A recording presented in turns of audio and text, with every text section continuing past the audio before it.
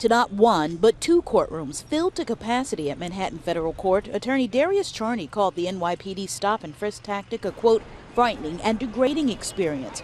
One he argued unfairly targets Black and Latinos, including the four men he represents who filed the lawsuit. When used legally, and that's a key word, legally, it's an acceptable crime-fighting tactic for police to use, but they're not using it legally a lot of the time.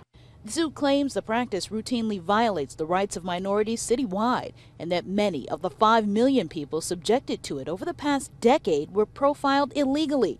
But in opening statements, lawyers arguing on behalf of the NYPD said crime drives where officers go, not race, and they promised to present evidence in the month-long trial showing crime in the 5 boroughs overwhelmingly takes place in minority neighborhoods. No justice, no peace! The policy on trial was taken to task at nearby Foley Square, where grassroots groups, elected officials, and civil rights activists continued to call it discriminatory. I heard the arguments today in the courtroom, and the New York argument seems to be to justify, not deny.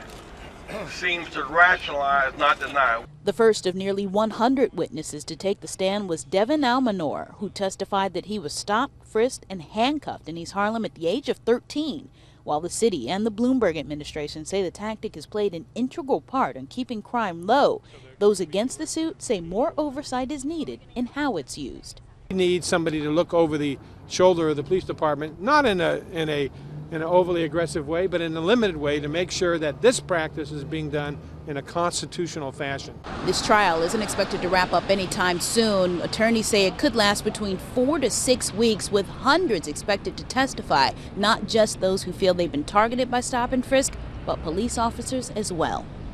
In Lower Manhattan, Tracy Strahan, News 4 New York.